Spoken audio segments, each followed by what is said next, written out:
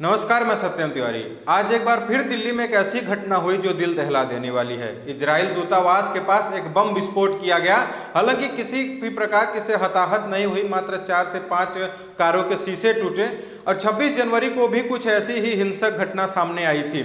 आज हम इस वीडियो में आपको ये समझाने की कोशिश करेंगे कि आखिर ऐसे कौन से तत्व हैं जो इस प्रकार की घटना को अंजाम दे रहे हैं, या फिर भारत की बदनामी कहां की जा सकती है और क्यों की जा रही है। इसको हम जानने के लिए सिर्फ 2 बिंदुओं पे आज हम बात करेंगे। सबसे पहले हम बात करेंगे स्थान, यानी किन स्थानों पर हमला किया जा रहा है और इन स्थानों पे हमला करने से भारत की छवि कैसे खराब की जा सकती है, इन स्थानों को क्यों टारगेट किया जा रहा है। और दूसरा जो सबसे महत्वपूर्ण मुद्दे पे बात करेंगे वो है समय, कि किस समय पे किस स्थान पे हमला किया जा रहा है। समय और स्थान को अगर आप ध्यान से समझ लेंगे तो यह स्पष्ट हो जाएगा कि आखिर हमलावर कौन है और हमला करने के पीछे की मंशा क्या है इनकी। सबसे पहले आज हम बात करेंगे जहां इजराइल दूतावास के पास जो हमला हुआ है इसके बारे में। इजराइल दूतावास के पास आज आईडी ब्लास्ट हुआ है। आईडी ब्लास्ट बोतल में गमले से फेंका गया था, कुछ बम टाइप का, जिसमें कि मात्र 4 से 5 कारों का शीशा टूटा है। किसी भी प्रकार की बड़ी हताहत की खबर सामने नहीं आई है। लेकिन सवाल यह है कि आज के दिन इजराइल दूतावास के पास यह बम क्यों फेंका गया, और यह बम किसी हताहत के लिए नहीं बल्कि सिर्फ जताने के लिए किया गया है, ताकि इंटरनेशनल मीडिया में भारत की एक छवि बन पाए। हम सबसे पहले आपको बताते हैं कि आज के दिन इजराइल दूतावास को टारगेट क्यों किया गया। आपको बता दें कि आज भारत और इजराइल के राजनयिक संबंधों के 29 वर्ष पूरे हो गए हैं। इजराइल ने ट्वीट कर भी इसके संबोधन जताया है कि जिस प्रकार से पुराने संबंध जो इजराइल के रहे हैं और भारत के रहे हैं उसको पूरा प्रदर्शित किया है एक वीडियो के माध्यम से।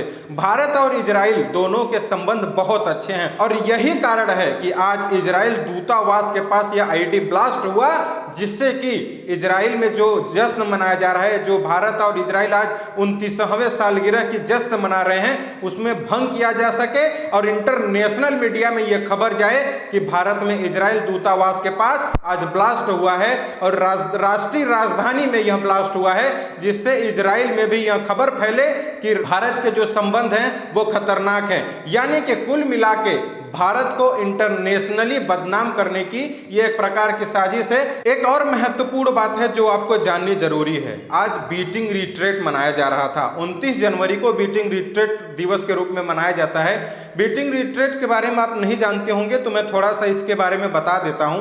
बीटिंग रिट्रीट 26 जनवरी के 4 दिन बाद मनाया जाता है। इसको मनाने की परंपरा सन 1950 से शुरू हुई है। इस दिन भारत की नौसेना के द्वारा बैंड बजाया जाता है, जिसमें थल सेना, वायुसेना के लोग भी मौजूद रहते हैं। इस दिन भारत के जो राष्ट्रपति होते हैं वो मुख्य अतिथि के रूप में आते हैं, उनका स्वागत किया जाता है और जो भी सेना के लोग होते हैं वो अपने बैरक की ओर वापस जाते हैं और सारे जहां से अच्छा के धुन का बैंड बजाया जाता है। और ये जो हमला हुआ, ये जहां पे यह जश्न मनाया जा रहा था बीटिंग रिट्रीट का, उससे मात्र 1.5 किलोमीटर दूर है।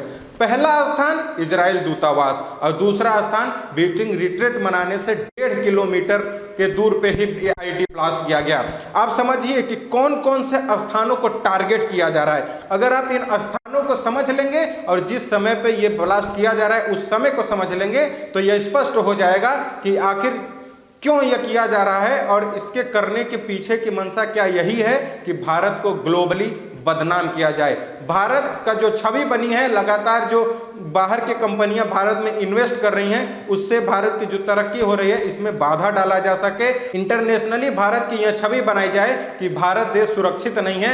वहां तो आए दिन ब्लास्ट होते रहते हैं और ये खबर इंटरनेशनल मीडिया में तभी जाएगी जब ऐसे दिन का चयन किया जाएगा जो दिन इंटरनेशनली मीडिया में चलते रहते हैं। जैसे आज 29वीं सालगिरह थी भारत और इजराइल देशों के राजनयिक संबंधों की। और दूसरा सबसे बड़ी बात कि इससे मात्र 1.5 किलोमीटर दूर पे बीटिंग रिट्रीट का जश्न मनाया जा रहा था। आपको याद होगा कि 26 जनवरी के दिन किसान आंदोलन के आड़ में जो हिंसा आई गई वो बेहद शर्मनाक थी। भारत के राष्ट्रीय ध्वज का अपमान जिस तरह से किया गया उससे लोगों का दिल बैठ जाता है कि आखिर इस तरह की घटना को अंजाम 26 जनवरी के दिन क्यों किया गया।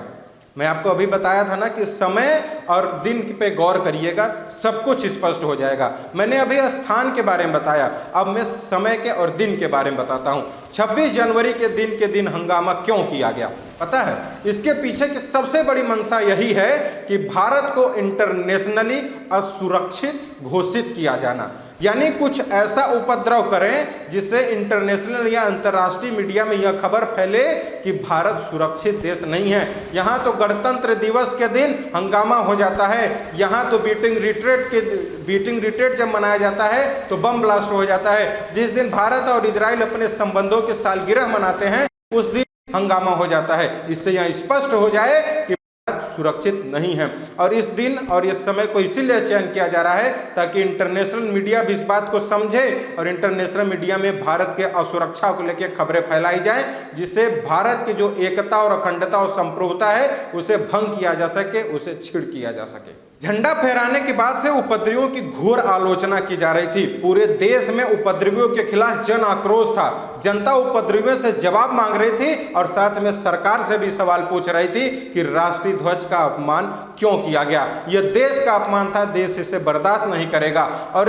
और इससे यह भी साबित किया जा रहा था कि इंटरनेशनल मीडिया में जो भारत की छवि जाएगी उससे भारत देश के लोग भी चिंतित थे कि इंटरनेशनल मीडिया में अगर ये खबर जाएगी तो भारत देश के साथ साथ भारत के हर एक नागरिक की भी बदनामी होगी। तो आपको याद होगा कि जब लगातार कहा जा रहा था कि किसान आंदोलन के बीच में खालिस्तानी झंडे दिखे हैं और यही कारण है कि खालिस्तानी झंडे का हमेशा से विरोध हो रहा था। एनआईए लगातार किसान नेताओं की जांच पड़ताल में जुटी हुई थी, क्योंकि एक खबर तो यह भी सामने आ रही थी कि 26 जनवरी के दिन भारतीय तिरंगे का अपमान करने के बाद चीन से पैसे की भी बात कही जा रही कि चीन ने पैसा दिया है कि भारत के राष्ट्रीय ध्वज का अपमान किया जाए। यह भी इस खबर सोशल मीडिया पे तेजी से फैल रही थी। हालांकि इस खबर की हम पुष्टि नहीं करते, लेकिन यह खबर सोशल मीडिया पे तेजी से फैल रही थी कि पैसे लेकर भारतीय तिरंगे का अपमान किया जा रहा था। और इन्हीं सब जांच पड़ताल में जब एनआईए जुटी हुई थी तो किसान नेताओं और जब सरकार से वार्ता हो रही थी तो कृषि बिल पे कम बात हो रही थी, इन विषयों पे ज्यादा वह बात हो रही थी कि जो एनआईए जांच कर रही है उसे रोका जाए।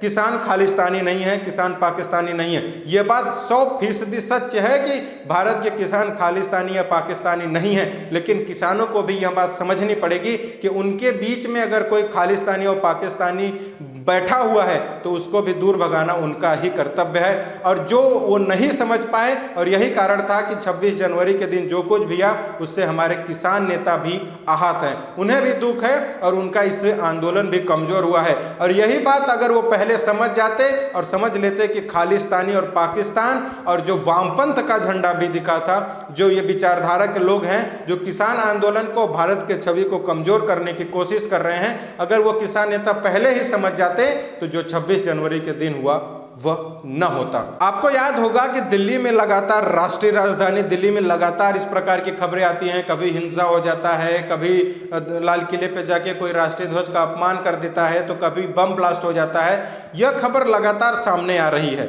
लेकिन यह खबर उन्हीं समय पे और उन्हीं दिन पे सामने आती है जब भारत के राष्ट्रीय राजधानी को अंतर्राष्ट्रीय मीडिया में बदनाम कर सके। मैंने आपको वर्तमान समय के कई उदाहरण बताए जिससे यह स्पष्ट हो जाता है कि अंतर्राष्ट्रीय मीडिया में बदनाम करने के कारण ही यह सब साजिश रची जा रही है। एक और उदाहरण मैं आपको देता हूं जिससे यह सारी बातें और स्पष्ट हो जाएंगी। आपको याद होगा कि जिस समय सीएए का विरोध भारत में तेजी से चल रहा था, एनआरसी की कोई बात नहीं चली थी, लेकिन उसमें एनआरसी को भी नत्थी करके एनआरसी का भी विरोध किया जा रहा था। सीएए एनआरसी के विरोध में दिल्ली के शाहीन बाग पे लोग बैठे थे, लोगों का हुजूम और जमावड़ा लगा हुआ था। उसी समय अमेरिका के राष्ट्रपति ट्रंप आए थे। ट्रंप के साथ उनकी पत्नी और बहन और उनके परिवार के कुछ लोग भी आए थे जो भारत के दर्शन करने आए थे। गुजरात में भारत के दर्शन कर रहे थे और जो मिलानिया ट्रंप हैं वो दिल्ली के स्कूलों का भी दौरा किया था। लेकिन उसी समय दिल्ली में कुछ उपद्रवियों ने हिंसा की और अराजकता फैलाई, जिस समय मिलानिया ट्रंप दिल्ली में थी उस समय ये चीजें की गई ताकि अंतर्राष्ट्रीय मीडिया में भारत की बदनामी हो सके, भारत को असुरक्षित घोषित किया जा सके। आपको याद होगा कि कोरोना काल महामारी के बाद चीन से क्रोधित होके जितने भी देश हैं, इजराइल, अमेरिका, जितने भी देश हैं वो भारत में अपनी फैक्ट्री लगाने की कवायद तेज कर दिए हैं। लगातार उत्तर प्रदेश में करीब 100 फैक्ट्रियों लगाने की खबर भी सामने आ रही थी और उत्तर प्रदेश के साथ कई अन्य राज्यों में भी फैक्ट्रियां लगाने की खबर सामने आ रही थी। और यही कारण है कि जिससे कुछ लोगों के पेट में दर्द हो रहा है और कुछ ऐसे ही लोग हैं जो नहीं चाहते कि भारत की छवि अंतर्राष्ट्र में बरकरार रहे। जैसे चीन की खबर अंतर्राष्ट्र में पूरी बिल्कुल खराब हो चुकी है, वैसे ये लोग चाहते हैं कि भारत की भी खबर, भारत की भी छवि खराब हो और इसके लिए इसके मंसूबे के पीछे चीन का भी बहुत बड़ा हाथ है। चीन जो है वो चीन इसके पीछे बड़ा रोल निभा रहा है ताकि इस प्रकार की जो घटना है वो भारत में हो सके। मैंने आपको बिंदुगत तरीके से बताया कि किस प्रकार से कुछ लोग ऐसे हैं या कुछ विदेशी जो ताकत हैं, जैसे मैं चीन का नाम लूंगा, पाकिस्तान का नाम लूंगा, जो विदेशी हुकूमत है, विदेशी ताकतें हैं, वो भी इसके पीछे साजिश रच रही हैं और इसमें भारत के अंदर के भी कुछ लोगों का हाथ हो सकता है जो ऐसी साजिश कर रहे हैं ताकि भारत की छवि अंतर्राष्ट्रीय रूप में कम आंकी जा सके।